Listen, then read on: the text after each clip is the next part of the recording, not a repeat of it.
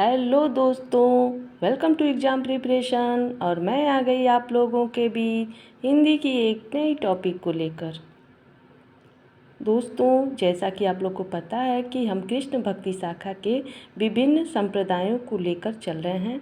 तो आज हमारा टॉपिक है सखी संप्रदाय और गौड़ी संप्रदाय। तो चलिए देखते हैं आज का टॉपिक। और दोस्तों, आप लोग मेरे चैनल पे बने रहिए, मेरे वीडियो को शुरू से लेके अंत तक देखिए। और अगर पसंद आए तो लाइक, सब्सक्राइब और ज़्यादा से ज़्यादा शेयर कीजिए, ताकि ये वीडियो सभी लोगों के पास समय से पहुंच जाए, क्योंकि एग्ज़ाम भी अब आने वाले हैं। तो चलिए देखते हैं आज का टॉपिक। सखी संप्रदाय। पहला पॉइंट है, स्वामी हरिदास ने वृंदावन में निम्बार्क मतांतर्गत सखी संप्रदाय या टट्टी संप्रदाय की स्थापना की। नेक्स्ट पॉइंट, स्वामी हरिदास का ऐतिहासिक परिचय किशोर दास की रचना निजमत सिद्धांत से प्राप्त होता है। नेक्स्ट पॉइंट, अकबर के दरबारी गायक तानसेन स्वामी हरिदास के शिष्य थे। नेक्स्ट पॉइंट है, सखी संप्रदाय में निकुंज बिहारी श्री कृष्ण सर्वोपरि हैं। निकुंज बिहारी श्री कृष्ण सर्वोपरि हैं सखी संप्रदाय में। नेक्स्ट पॉइंट है, सखी हरिदास के 2 ग्रंथ प्राप्य हैं। नंबर 1 सिद्धांत के पद, इसमें रूप और प्रेम का सिद्धांत है। और 2 है केलीमाला, इसमें 110 पदों में श्री श्यामा कुंज बिहारी की लीलाओं का वर्णन है। अब है सखी संप्रदाय के प्रमुख कवि।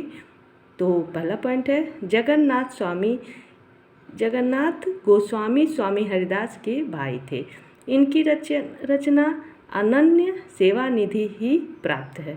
नेक्स्ट है, बिहारीन दास सखी संप्रदाय के सर्वश्रेष्ठ कवि थे। मूल नाम हरिनाम था।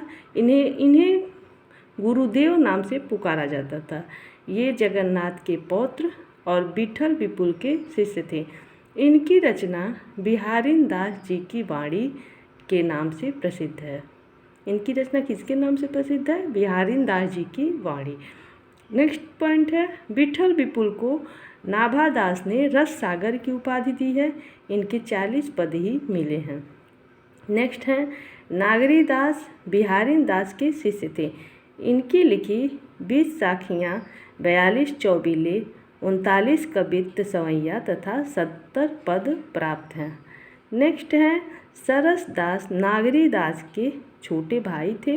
इनकी रचना कुल 66 छंदों की है, जो अष्टाचार्यों की वाणी में सम्मिलित हैं। अब आ जाइए गौड़ी संप्रदाय के महत्वपूर्ण पॉइंट।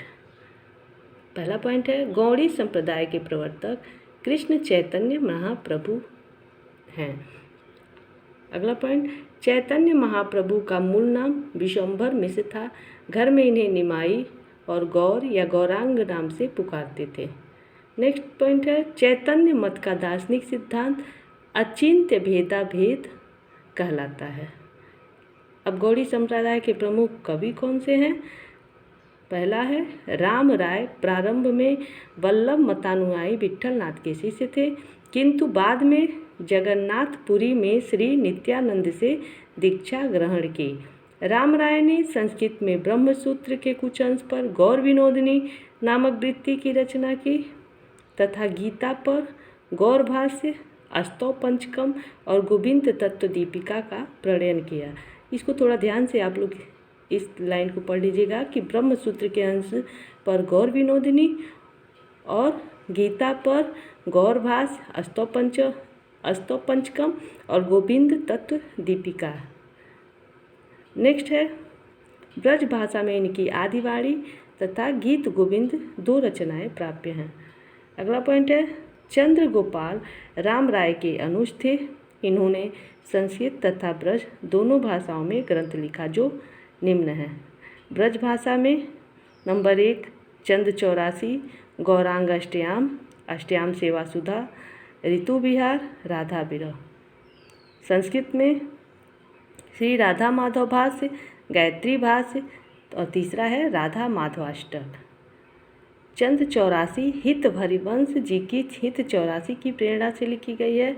और गौरांग अष्टयाम में चैतन्य महाप्रभु की अष्टयाम सेवा का वर्णन है। आप आजकल ऐसे भी क्वेश्चन पूछे जा रहे हैं, इसीलिए हमने इसको पॉइंट बना के 2 पॉइंट में लिख दिया है। अब अगला पॉइंट है, माधवदास माधुरी वृंदावनवासी खत्री थे। इनकी प्रमुख रचनाएं हैं केली माधुरी, बंसीवट माधुरी और वृंदावन माधुरी। इनका एक पॉइंट है कि माधवदास की तीनों रचनाओं का संकलन श्री माधुरी वाणी नाम से किया गया है। अगला पॉइंट है, भगवत मुदित द्वारा रचित वृंदावन सत श्री प्रबोध नंद सरस्वती द्वारा रचित संस्कृत ग्रंथ वृंदावन महिमामृत का ब्रज भाषानुवाद है। थोड़ा ध्यान से इसको पढ़िए। भगवत मुदित द्वारा रचित वृंदावन सत श्री प्रबोध नंद सरस्वती द्वारा रचित संस्कृत ग्रंथ वृंदावन महिमामृत का ब्रज भाषा अनुवाद है। तो दोस्तों आज के लिए इतना ही। कल फिर हम नए टॉपिक के साथ आएंगे।